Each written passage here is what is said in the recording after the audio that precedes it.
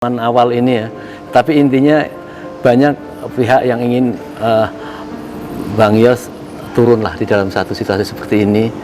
Entah sebagai apa Bang Yos yang lebih tahu, apakah cukup sebagai bapak bangsa atau menjadi satu Saya sih siap jadi apapun itu. Kalau itu memang dikehendaki masyarakat, kenapa tidak? betul. Mengabdi kan satu kehormatan.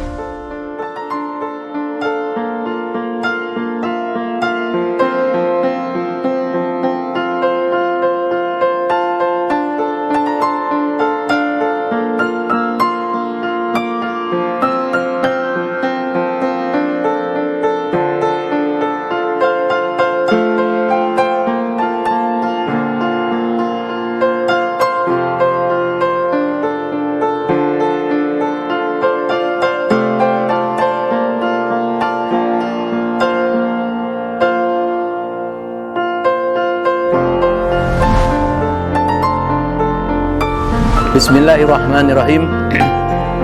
Assalamualaikum warahmatullahi wabarakatuh.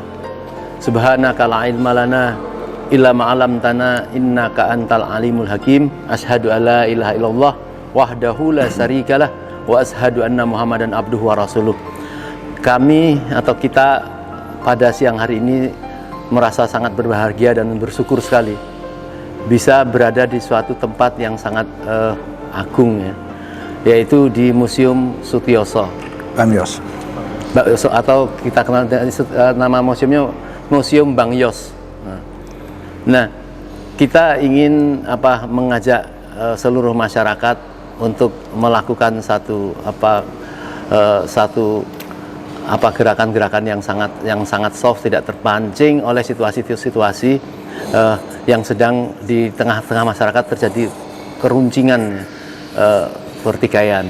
Nah, Bang Yos ini salah satu sosok ya, yang sangat perlu kita tampilkan, walaupun sempat ada tuduhan-tuduhan bahwa beliau rasis, tapi ternyata beliau tidak ingin membalas hal-hal seperti itu karena dianggap orang yang tidak paham.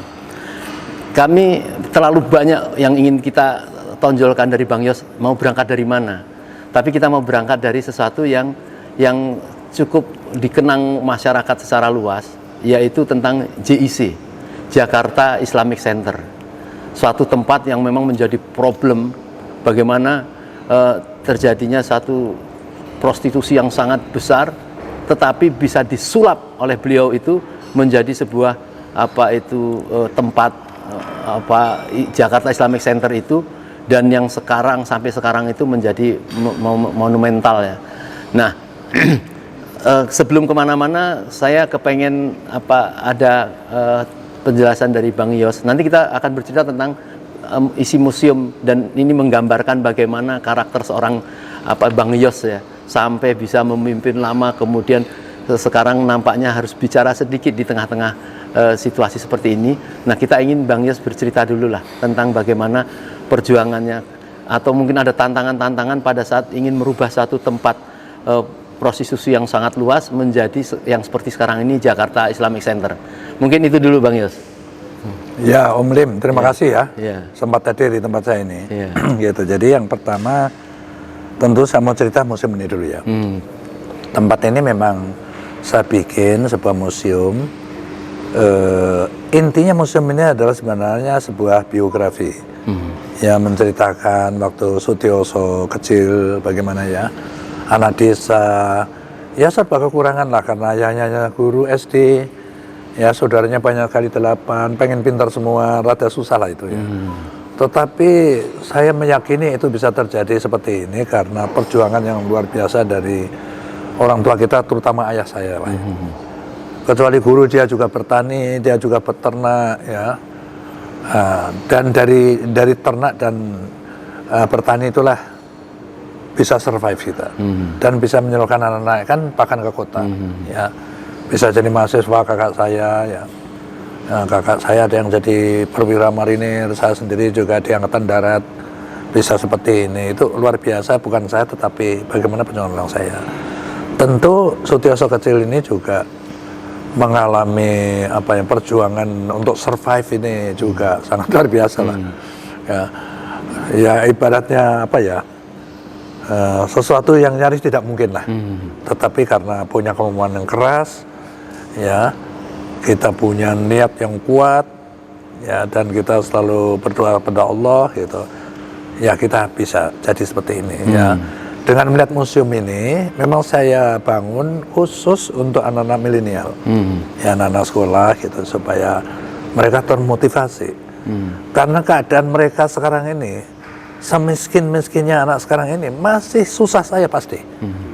Saya bisa, kenapa dia tidak bisa, gitu loh. Ya, yang sangat menarik ini kan, Bang Yos ini dikenalkan sebagai tentara gitu ya, yang tentu pasti pendidikannya kan keras dan kaku di tengah-tengah masyarakat secara umum itu. Tapi kan itu fakta, Bang Yos itu bertahan sampai berapa periode jadi gubernur itu, bisa mendamaikan, mencari jalan keluar perbedaan-perbedaan yang sangat berat di tengah masyarakat. Misalnya pada saat itu ada politik identitas itu. Bagaimana cara mencarikan jalan keluar, dan sampai sekarang yang apa Bang Yos buat itu namanya FKUB, Forum Kerukunan Umat Beragama, itu menjadi tempat-tempat menyelesaikan masyarakat di itu gimana dapat pemikiran seperti ya, kayak itu? Begini ya, yang pertama cerita tentang pergantian kepemimpinan militer ke sipil ya. Gitu. Apalagi militer saya kan militer yang elit, yang pasukan elitnya Kopassus ya, tentu dilatih secara berat dan amat keras latihan itu ya. Tidak semua orang bisa lolos melewati latihan Kopassus itu, banyak yang rontok ya. Nah, terus kemudian dan apa namanya, kebijakan itu kan selalu dibuat dengan cara atas ke bawah, top down ya, perintah laksanakan, siap laksanakan komandan, kan gitu aja, nggak ada yang tanya, gitu kan. Nah, pada saat sipil berbeda. Kebijakan itu diolah dari bawah, lalu dibuat kebijakan ke atas. Artinya proses itu bottom up, gitu. Nah, kita harus paham betul. Kita ini sekarang dudukin jabatan apa, jabatan sipil saya menyesuaikan. Nah, alhamdulillah, Om Lim ya, saat saya di Kopassus itu ada pasukan namanya para komando gitu ya, yang tiap hari pakai baret merah, loreng-loreng, darah mengalir itu kan. Itu diorganize seperti pasukan biasa. Hanya lebih kecil dan mempunyai kemampuan yang lebih besar gitu. Nah, di atasnya itu ada namanya pasukan Sandi Yuda, pasukan Kopassus yang diberi tugas intelijen. Nah, saya lama di situ gitu. Jadi saya waktu di Sandi Yuda itu lebih banyak pakan preman daripada rambutnya juga nggak pernah cukur gitu. Jadi kita udah biasa nyamar mahasiswa, nyamar apa sajalah, sampai jadi pelayan orang pernah ya, tapi kita nyamar di pengusaha sesuai dengan tugas yang kita hadapi saat itu gitu. Tapi apakah Bang Yos sempat ada memang kedekatan dengan para tokoh-tokoh atau dengan para ulama-ulama sehingga tahu persis kemudian mengambil keputusan seperti itu? Apa memang Bang Yos sendiri atau memang juga menyerap dari para tokoh dan tokoh agama seperti apa, Pak? Saat sebelum jadi gubernur, saya kan Pangdam Jaya kan, Jakarta kan. Jadi saya sudah kenal. Ya, geografinya maupun demografinya itu saya sudah kenal. Dan saya sudah akrab dengan banyak pihak, utama dengan ulama itu sejak saya Panglima. Saya kira kan banyak Anda yang lihat tadi waktu foto-foto saya waktu Panglima kan, saya banyak dengan ulama-ulama itu. Nah, sehingga pada saat gubernur itu tinggal saya terusin aja itu kan. Dan saya memahami bahwa Jakarta ini sebenarnya adalah dalam konteks kemajemukan ya, adalah Indonesia mini. Jadi Indonesia itu yang paling aneh, yang paling sulit dan itu kerawanan konflik itu adalah karena sangat majemuk. Ya, adat istiadat, budaya berbeda, suku berbeda, etnis, ada lagi berbeda juga bahasa, sampai agama. Agama 6 loh, nggak mudah untuk menyatukan itu. Nah, itu harus disadari betul gitu. Gubernur Jakarta siapapun itu kan, bahwa ini adalah Indonesia mini. Kemajuannya dari situ. Jadi kalau tidak berhasil kita bina, kita satukan perbedaan itu, maka ini bisa menjadi malapetaka. Nah, gitu kan. Nah, dengan dekat sama pihak, jadi saya memberikan contoh ya. Saya tadi sudah ada ulama, juga saya dekat dengan pastor, dengan agama lain, Buddha misalnya, dengan Buddha Suci, saya dekat sekali. Bahkan mereka itu ikut membangun Jakarta, saya ajak terus, aku nggak punya duit, dia punya kan. Kali Angke bisa bersih kayak gitu, itu Buddha Suci. Aku bisa membuat apa namanya rumah susun di Cengkareng itu mereka bantu, ada rumah sakit dan sekolahan mereka yang bangun. Masya Allah. Gitu kan. Nah, maaf saya kepengen tanya nih Bang, bagaimana dalam situasi seperti sekarang ini nampaknya itu kan TNI itu agak ada sedikit jarak dengan rakyat dan umat dalam peristiwa-peristiwa itu. Kita kepengen mengembalikan bagaimana supaya rakyat sama TNI itu bisa harmonis seperti paling tidak zaman Bang Yos itu, bagaimana bisa menciptakan itu sehingga menjadi kekuatan yang utuh yang tidak gampang diserang oleh pihak-pihak luar kalau ada kesatuan rakyat sama TNI itu seperti itu. Mungkin bisa ada komentarnya. Yang bisa saya yakinkan ya, walaupun zaman itu berubah, saya rasa sikap TNI itu akan tetap konsisten ya, bahwa dia adalah tentara rakyat. Gitu. Dia akan selalu bela rakyat. Saya yakin itu, bahwasanya ada perbedaan mestiki tentu saja karena situasinya berbeda juga ya. Kalau zaman dulu kan nyaris tentara itu nggak kena politik lah. Nah sekarang ini dia secara tidak sengaja atau dibikin orang rada terbawa-bawa gitu kan. Tetapi sikap konsisten dia membela rakyat itu amat yakin. Siapapun pemimpinnya di Angkatan Darat itu tidak akan berubah komitmen itu. Ya, tapi kita ingin apa Bang Yos ya sebagai yang kalau kita lihat bisa menjadi bapak bangsa gitu ya, juga harus semacam kayak turun lapangan lah dengan secara politik. Ya namanya gini ya, Om Lim, namanya tentara itu kayak saya itu ya. Itu nggak ada akhir pengabdian. Walaupun saya udah pensiun, udah nganggur seperti ini, terus aku kan mengikuti perkembangan terus ya, lewat televisi, lewat media sosial dan sumber-sumber lain, ketemu tokoh, berbicara.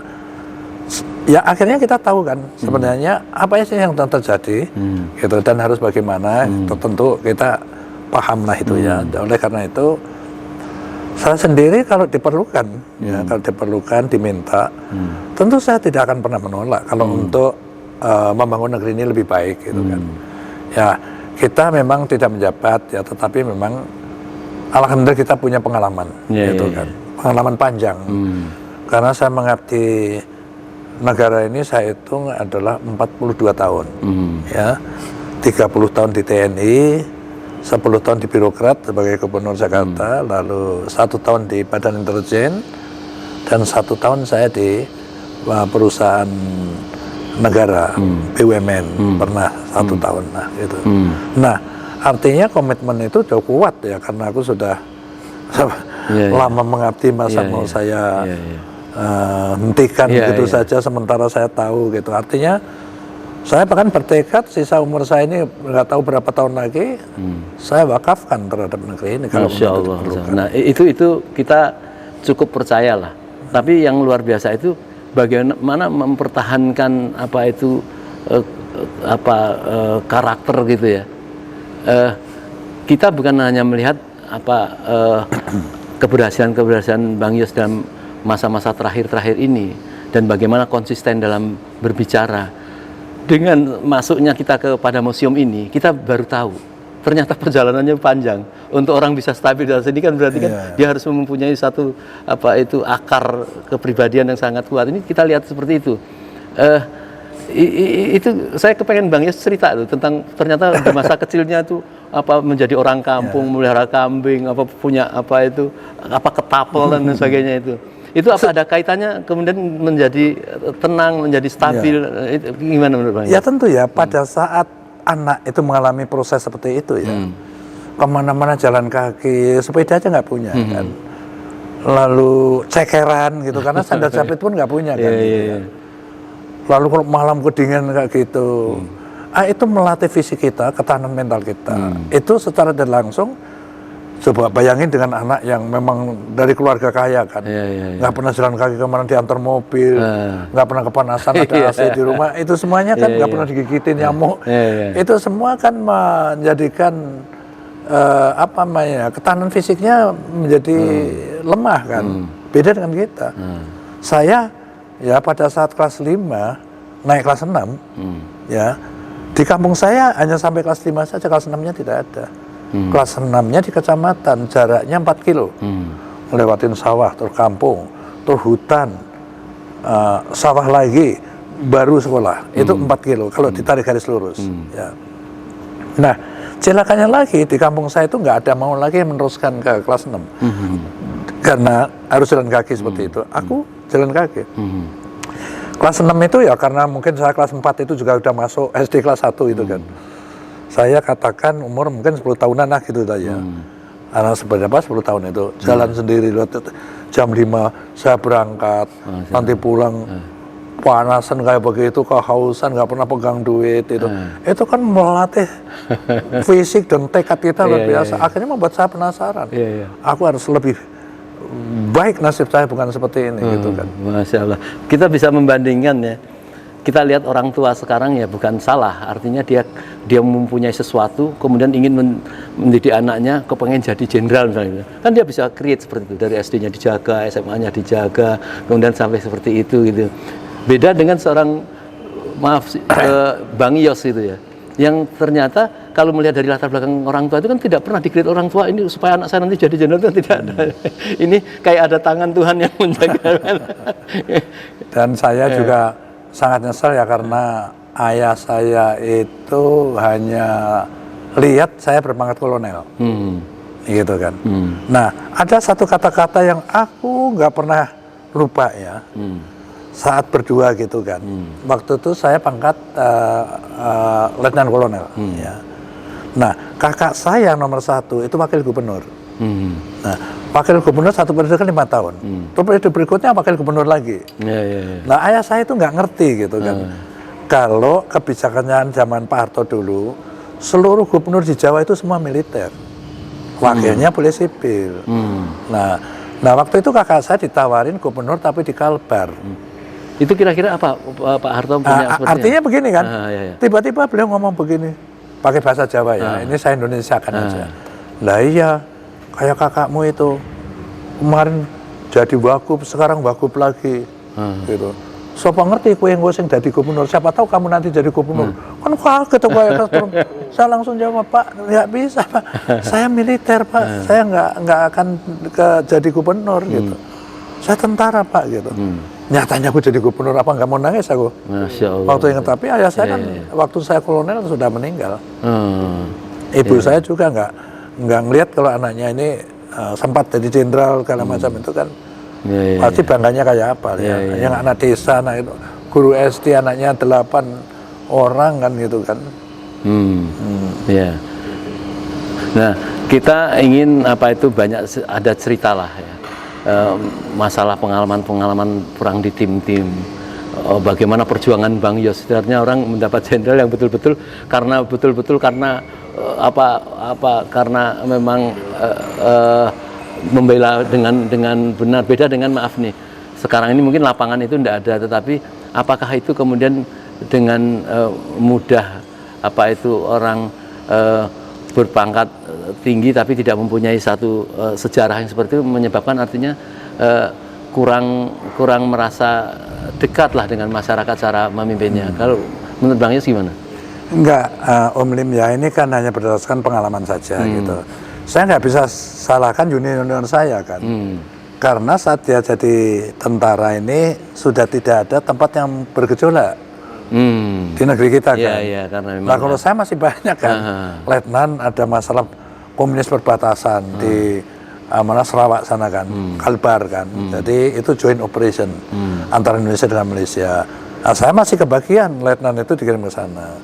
Nah pada saat kapten ada masalah di tim-tim kan, aku terlibat sampai 3 kali dikirim ke sana. Kan, udah gitu ada Aceh juga, aku terlibat lagi di sana di Aceh Merdeka, menyelesaikan di sana gitu. Nah sekarang kan mereka satu-satunya ya masih tinggal di Papua aja kan. Artinya ini masalah kesempatan. Kebetulan aku mendapatkan peluang itu gitu, kesempatan itu. Nah junior saya tidak lagi kan gitu. Jadi artinya apa? Artinya ya kita memang berbeda perjalanannya itu gitu kan. Tetapi bahwa peka terhadap rakyat itu, saya pikir junior saya juga, saya masih yakin dia juga seperti kita seperti itu. Ya tapi memang ada beberapa yang memang saya sadari memang berat. Misalnya terjadi di Irian. Di Irian itu kan rakyat menghendaki mendorong TNI seolah tumpasan itu. Padahal TNI punya satu jalan yang lain. Itu kan kemudian TNI kan menjadi seolah-olah maaf nih terfitnah. Misalnya apa itu ada orang sekarang jadi jenderal cuma hanya untuk menurunkan baliho. Itu kan yang terjadi di masyarakat. Itu kita tidak ingin terjadi satu peruncingan dan terjadi ada yang mengadu domba terus apa itu terjadi di masyarakat antara TNI. Kalau menurut Bang Yus bagaimana cara untuk mengakrabkan kembali TNI dengan masyarakat supaya bagaimana bersama-sama menghadapi serangan utama yang dari luar. Jadi jangan apa kita malah diadu domba kalau tuduhan-tuduhan orang ini wah ini ada kekuatan luar atau katakanlah oligarki yang mengadu domba antara rakyat dengan TNI. Nah kita tidak ingin lah sebenarnya teruncing seperti itu. Mungkin ada usulan Bang Yos kira-kira seperti apa rakyat seharusnya bersikap kepada TNI atau TNI bagaimana baiknya terhadap situasi seperti ini. Yang harus dipahami sekarang bahwa fungsi TNI itu sudah banyak sekali dikurangi, itu masalahnya. Kan beda sekali dengan saya waktu jadi Panglima misalnya. Orang hampir nggak kenal tuh Kapolda itu kan, yang dikenal pasti Panglima gitu kan. Karena semua masalah kita yang menyelesaikan. Nah sekarang eranya sudah berbeda gitu, sehingga ini ya seperti dianggurkan gitu, seperti sekali lagi kayak tadi misalnya masalah Papua ya. Ya jangan disalahkan TNI juga gitu, karena di sana itu dianggap KKB, gitu kan. KKB itu kan singkatan kelompok kriminal bersenjata, kriminal, kan porsinya Polri, gitu kan. Nah kalau di mata saya memang itu menurut saya bukan KKB, itu ada separatis, ya kan. Betul. Karena perjuangannya ingin memisahkan diri dari kita. Kalau pas atur lupa ya. Desember tanggal 1 atau tanggal berapa, itu kan ulang tahun OPM kan, Organisasi Papua Merdeka kan, kan ada upacara, ada bendera, yang dikerek benderanya juga bendera OPM, ada LSM di dalam Papua sana, LSM yang bergerak berkampanye mempengaruhi masyarakat juga untuk mendukung OPM, yang NGO atau LSM di luar negeri yang berpusat di London yang dipimpin Benny Wenda, itu juga perjuangannya kan mempengaruhi negara-negara lain ya di PBB sana untuk mendukung OPM. Jadi apalagi kita ragu untuk mengatakan itu adalah separatis. Nah kalau separatis ya sudah nggak ada cara lain. Menurut saya dibujuk dulu. Sudahlah, kamu itu adalah bangsa Indonesia, Papua adalah bagian dari NKRI. Sudah jangan ngimpi, jangan berpikir lagi untuk memisahkan diri. Ayo kita kata apa kurang aspirasimu, ayo kita perhatikan. Saya rasa juga sudah oleh pemerintahan sekarang ini ya menurut saya cukup banyak yang dilakukan di Papua. Jadi kurang apa lagi misalnya kan. Jadi memang resikonya berat sekali ya Bang ya. Iya, maksud saya di anu dulu kan. Ada tahapan ayo dulu, kita gabung lagi, nggak usah kamu di hutan deh. Nembakin aparat polisi, TNI. Ayo bicara apa yang kamu inginkan ya. Tetapi ternyata tawaran itu nggak digubris. Terus apa tindakannya? Ya kita hajar aja. Kenapa memang? Kan gitu. Nah, itu satu resiko yang harus dilakukan. Nah, kan sudah kita lakukan untuk damai supaya nggak bisa kan? Lebih pecah, lebih luas kan? lagi Mengandai-andai sekarang ya, Om Lim ya. Kalau kasus yang sama nih, ingin memisahkan diri dari negaranya, terjadi di negara bagian Texas, Amerika. Kira-kira apa yang dilakukan oleh Biden? Kira-kira? Ya diserbu sama tentara udah pasti. Nah giliran tempat kita kenapa kita? Enggak seperti itu. Tetapi sekali lagi mari kita berikan kesempatan mereka untuk ya disebar aja pamflet atau pujuk-pujukan dengan bahasa mereka. Itu harus didahului dengan gitu ya Pak? Ya harus didahului supaya kita nggak disalahkan hak asasi manusia lagi, udah tawarin. Ya itu tadi, kalau kenapa kok sekarang dikerahkan tentara? Kalau itu terjadi di Amerika kira-kira apa yang dilakukan sama aja kan? Atau di negara Australia sama aja kan? Akan dilakukan seperti itu. Kan gitu loh. Jadi memang masalah Papua kita mesti ekstra hati-hati, tetapi perlu cepat dilakukan tindakannya. Karena kalau terlambat, maaf ya, ini orang intelijen itu maaf ya, selalu mengantisipasi yang terburuk, bukan yang enak gitu kan. Artinya kalau bisa terlambat, bisa menjadi tim-tim kedua. Lepas dari kita. Bayangkan kan, Anda sudah lihat foto-foto saya. Ini belum diceritakan berapa korban. Ini di mana nih Mas? Yang di sana kalau ini sih hanya ini mobil saya dulu waktu saya komandan kompi gitu, dan saya senengannya nyopir sendiri itu aja kalau ini. Maksudnya foto-foto yang di belakang itu kan. Itu kan berapa ribu TNI gugur, darat, laut, udara, mungkin polisi juga ada, ya kan? Berapa orang jadi janda, berapa yang cacat seumur hidup, sekejap hilang barang itu. Wah itu selalu. Masya Allah. Nah jangan sampai terulang di bagian lain. Kita kan harus membaca tingkah laku katakan negara-negara terutama negara-negara kuat lah ya. Jelasnya Amerika lah misalnya. Bagaimana dia campur tangan di Timur Tengah, masuk ke Libya, ke Irak, ke Afghanistan, dulu Vietnam. Itu kan model kayak gitu bisa dibacakan. Oh apa ya? Oh selalu ada pergolakan di dalam. Habis itu dia masuk dengan dalih apapun. Nah kalau masuk ke Papua dia punya dalih karena dia punya freeport di sana, kan gitu. Dan sekarang sudah ribuan marinir ada di Darwin. Di Darwin itu kan sudah di depan mata kita di Papua. Nyebrang cuma berapa menit aja. Untuk apa dia di sana? Itu kan negara Australia, Hopeng dia kan, kan gitu kan. New Zealand juga bukan karena masa PNJ, pasti agak gitu. Ini sekali lagi adalah orang intelijen itu kalau kacamatanya itu selalu yang terburuk antisipasinya. Kalau yang bagus kan nggak perlu kita bereaksi apa-apa, nggak perlu melakukan cegah dini kan. Jadi masih ada 2 poin, satu yang penting pertama ini kalau saya lihat dari masyarakat itu kan banyak kepengen Bang Yos tampillah dalam situasi keadaan sekarang ini untuk memperbaiki keadaan lebih bagus lah ya. Nah memang ada semacam kayak ada 2 pilihan ini, apakah menjadi bapak bangsa saja atau memang ikut tampil di dalam kekuasaan yang mendatang supaya bisa turut mengatur di lapangan, mana yang lebih bagus, karena sekarang ini situasinya kan kita ingin menghentikan lah antara kampret, cebong dan sebagainya itu kan nggak bisa ditampilkan dengan orang yang dari salah satu pihak itu. Nah kalau Bang Yos ini kan tampaknya kan mampu menjadi pemersatu bangsa lah. Pastinya saya bukan cebong, bukan kampret juga. bukan kadrun, itu pasti bukan aku. Saya itu hanya melihat ini negeri kita bersama. Jadi sekali lagi ya, marilah kita belajar dari pengalaman. Pengalaman di dalam revolusi ya, memerdekakan negara ini, yang paling saya catat adalah Sumpah Pemuda. Tahun 1928 ya. Ya kan? Apa makna Sumpah Pemuda itu? Waktu itu pemuda yang biasa menjadi penjuru ya dalam perjuangan itu ya. Selalu paling depan gitu kan.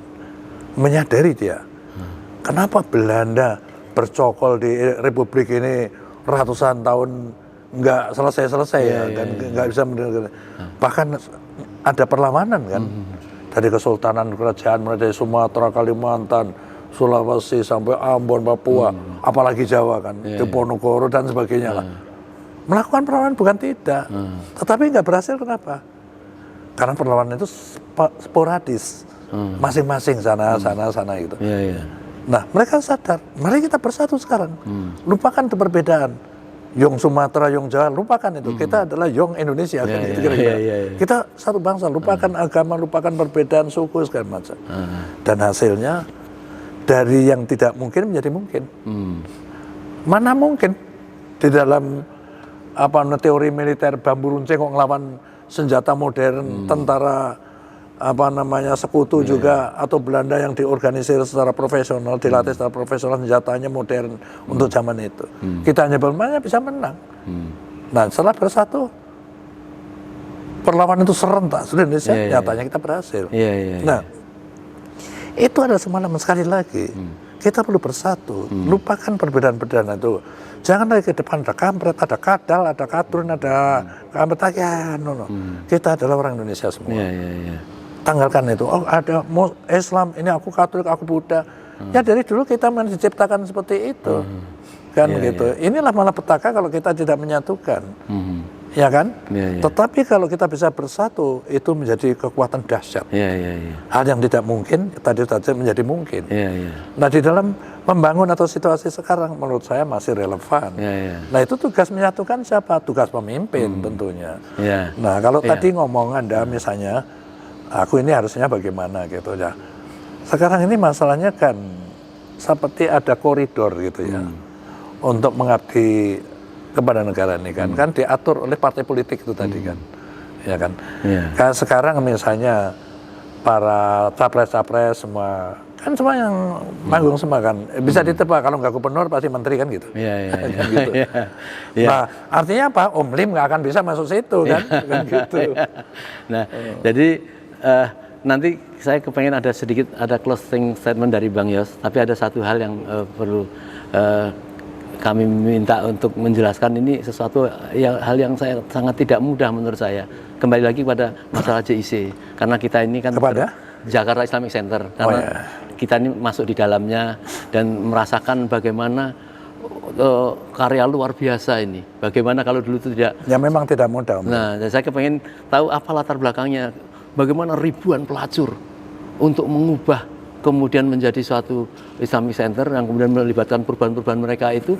Itu seperti apa? Apa ada yang menasihati Bang Yos ini pokoknya harus dibikin Islamic Center atau apa tempat cukup seperti apa kegiatan ekonomi biasa gitu.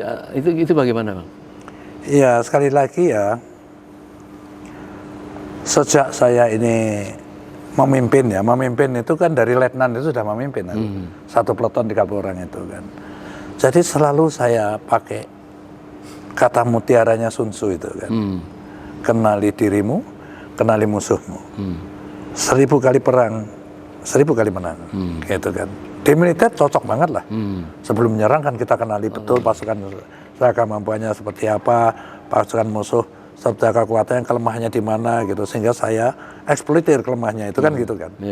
Nah, saat jadi gubernur saya pakai lagi. Kenali dirimu, aku gubernur dengan segala perangkat saya seperti ini. Kenali musuhmu, masalah banjir, masalah macet, itu saya kenali benar. Maka terjadi misalnya ngatasi macet, saya akan membuat jaringan transportasi makro ibu kota itu ada MRT, ada LRT, ada busway, ada waterway terintegrasi. Itu kan semuanya kan karena aku kenal masalah. Begitu juga Islamic Center sejarahnya. Jadi Keramat Tungga itu adalah tempat prostitusi lokalisasi ya terbesar di Asia Tenggara. Jadi kita kenali masalah gitu kan. Oleh karena itu saya cari sejarahnya gimana nih. Ternyata Keramat Tungga itu tempat lokalisasi zaman gubernurnya itu Bang Ali Sadikin. Itu bener Bang Ali buat kebijakan seperti itu. Saat itu ya para BTS ini ya, itu kan terpencar-pencar di gang di kota gitu, di jalan-jalan yang tentu saja nggak elok lah sebagai apa namanya negara yang mayoritas Muslim. Terus ibu kota negara gitu kan, pelacur ini berkeliaran di mana-mana. Kesehatannya juga nggak bisa dikontrol. Maka lokalisasi, bener kan? Gitu. Tapi dulu itu, maaf ya, bahasa populernya itu tempat jin buang anak. Nggak ada kampung di dekatnya. Tapi setelah itu berdiri, ini ternyata kehidupan kan. Bakso jual laris, ya kan? Rokok dibeli orang, macam-macam dan lain sebagainya lah. Lah mulai mendekat. Nah 35 tahun kemudian waktu setelah saya jadi gubernur itu sudah terjadi rapat begini. Bayangin nggak anak-anak kecil ini ngelihat orang roman-romanan di komplek yang ada. Itu kan menimbulkan dampak sosial yang sangat tidak baik untuk anak-anak dan generasi yang akan datang. Dan memang ulama-ulama terutama di Jakarta Utara itu sudah bolak-balik tiap gubernur minta itu ditutup kan. Ini kan bukan masalah sederhana, makanya sekali lagi kenali musuhmu itu kenali masalah. Tak kenali gitu. Saya termenung-menung gitu Om Lim ya. Kenapa ya perempuan kok mau gitu menjual dirinya? Karena bahasa Padangnya itu terpaksa. Itu terpaksa dia kan. Dia harus ngehidupin keluarganya, anaknya, harus sekolah, harus makan. Nggak ada kerjaan lain. Artinya kalau tak kasih pekerjaan lain, mau dong dia kan gitu. Oleh karena itu saya sebar angket, gitu kan. Saya perlu 1 tahun loh, Om Lim, untuk nutup Ramatunggak itu dengan damai. Angket itu tak sebutkan. Andai kata tempat ini saya tutup, Anda mau kerja apa? Di situ jadi apa namanya tukang parkir, salon, gitu kan ya, apa catering, jahit, segala macam itulah yang biasa kerjaan anu kan. Jadi tidak sedih gitu ditutup, tapi ada impian lain yang di. Terus habis itu tak kumpulin kan. Ini kan perlu dikasih keterampilan nyalon, jahit kan. Tak khusus kan Pemda yang bayar. Masya Allah. Nah, di samping itu perlu ada cuci otak, gitu kan. Hatinya juga disadarkan bahwa kerjaan ini tidak baik. Nah kan nggak bisa oleh Sutioso, oleh ahlinya Ustadz. Maka saya masukkan Ustadz di sana secara bergelombang terus. Tiap malam diberikan apa namanya siraman rohani gitulah. Yang intinya itu bahwa ya ini kerjaan membuat dosa lah gitu. Maka kalau ngikutin Pak Gubernur yang dialihkan status itu ya nanti ke surga. Itu Pak, sebenarnya pemimpin itu yang diharapkan kan seperti itu Pak. Dia tahu potensi apa yang dia harus, ini ada Ustadz dikasih kerjaan, kemudian ini ada ini seperti apa, ini ada dana-dana, ini Pemda lakukan, tidak sampai kepada teknis-teknis, tapi kan perintah-perintahnya itu kan jelas. Ini kata kuncinya gini Om Lim, kalau pemimpin itu sudah merasa dirinya paling pinter, tahu semuanya, dia sudah gagal. 50% belum mulai, aku sudah nilai dia gagal. Karena kepinteran keahlian itu tidak diberikan oleh Allah kepada satu orang, itu dibagi-bagi. Nah itulah Bang, saya maaf nih, pupung ketemu Bang Yos ini. Kita ini kan punya beban lah di JIC itu. Sekarang ini kan marak dengan Islamofobia gitu. Nampaknya umat Islam mau dibentur-benturkan dengan orang-orang yang tidak setuju dengan Islam, dan seolah membawa sekarang kan di Amerika juga mengeluarkan undang-undang supaya untuk tidak ada Islamofobia. Nah, seperti apa yang harus kita lakukan kegiatan dari teman-teman di pengurus di JIC itu? Betul itu. Mesti dengan tudingan itu sebaiknya kita orang Muslim ini ya introspeksi, gitu kan. Kenapa kok dituding seperti itu kan? Gitu. Seakan-akan kita ini radikal. Kalau ada apa tidak sih? Aku bisa katakan sebagai orang intelijen ada yang radikal itu kan. Tapi itu hanya 0,0 sekian persen saja dari semuanya. Gitu. Tapi kan penyakit orang itu selalu negative thinking. Gitu. Bukan yang positif itu tadi. Yang positif kan kita sudah memang dari ajaran Rasulullah juga ini agama yang rahmatan lil alamin. Gak ada kekerasan di dalamnya. Tapi nyatanya ada masa itu kan hanya oknum. Di dunia manapun selalu ada oknum, nggak usah anulah di departemen pasti ada oknum, di pemerintahan apakah tingkat wali kota, kabupaten, gubernur sampai pasti ada oknum, kan gitu kan. Tapi dan oknum itu diprovokasi pula dengan itu tadi kan. Gimana cara ngatasinya Bang? Nah ngatasinya itu tapi tunjukkan bahwa kita rahmatan lil alamin itu tadi, kita selalu ingin damai, hindari itu. Balas dengan tindakan ya. Bahkan kita ikut berpartisipasi. Kalau misalnya masalah radikal ini yang ekstrimnya di teroris itu ditangani kepolisian atau BNPT ya, bantulah mereka. Dengan cara gimana? Memberikan informasi. Gitu. Kalau melihat kejanggalan, kalau kalian lihat yang nggak lazim, itu sebelum teror itu terjadi dan meledak, itu tambah lagi kita makin terpuruk lagi kalau itu terjadi. Padahal sekali lagi oknum dia, kan gitu kan. Bantulah dengan informasi, berikan sehingga deteksi dini dan cegah dini itu bisa dilakukan dan sesuatu yang merugikan kita semua itu nggak terjadi. Gitu. Baik Bang, saya kira sangat luar biasa sekali ya pertemuan awal ini ya. Tapi intinya banyak pihak yang ingin Bang Yos turunlah di dalam satu situasi seperti ini. Entah sebagai apa Bang Yos yang lebih tahu, apakah cukup sebagai bapak bangsa atau menjadi satu saya sih siap jadi apapun itu. Kalau itu memang dikehendaki masyarakat kenapa tidak? Betul. Mengabdi kan satu kehormatan. Baik, mungkin ada closing statementnya, mungkin kira-kira apa Bang nasihat kepada masyarakat yang lebih luas atau kepada anak-anak milenial tadi kan. Kalau anak milenial ini menurut saya kita jadwalkan untuk datang ke ini saya buka untuk umum. Biar tahu. Apalagi sekarang pandemik katakan sudah nyaris tidak ada, silakan aja. Itu asal jelas lah dari segala mana memberitahu dulu ke kita gitu supaya bisa kita siapkan. Jadi nasihat saya sebagai penutup terhadap milenial ya, lihatlah museum ini ya. Museum ini intinya adalah bagaimana perjuangan Sutioso yang anak desa, anak susah banget hidupnya waktu kecil, bisa jadi seperti ini.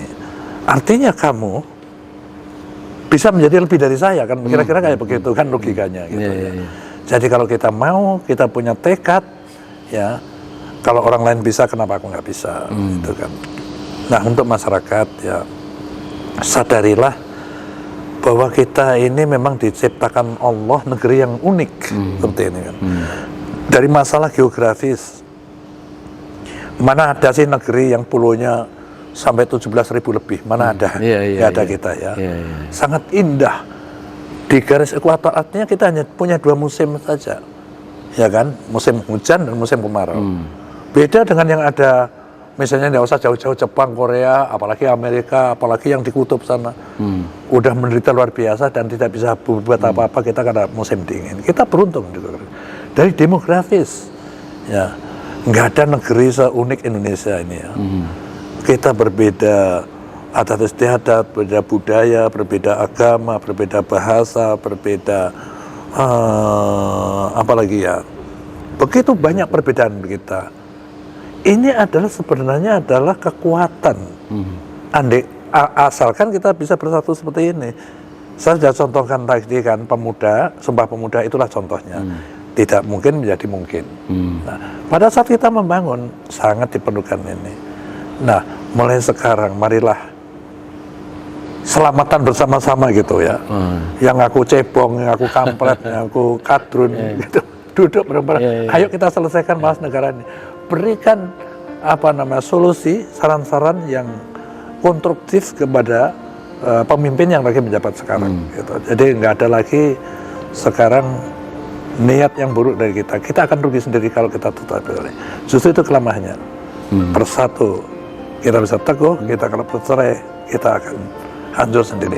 Jadi yakin ya Bang, insya Allah Indonesia ke depan, insya Allah masih bisa kita harapkan untuk menjadi negeri yang negeri kaya raya kayak begini, mana ada negeri yang punya resources sekaya Indonesia. Macamnya banyak, jumlahnya besar. Bukan di darat aja, di laut pun kekayaan luar biasa. Ikan itu kalau kita bisa tangkapin semua, kita jual di kaya raya. Baru ikan, bicara baru ikan. Kita dicuri orang tiap hari pun kita nggak bisa ngurus lagi kan. Baik Bang, saya kira mungkin cukup. Semoga masyarakat bisa terlihat terbelalak bagaimana Bang Yos tidak mudah lah di adu-adu domba kita ini.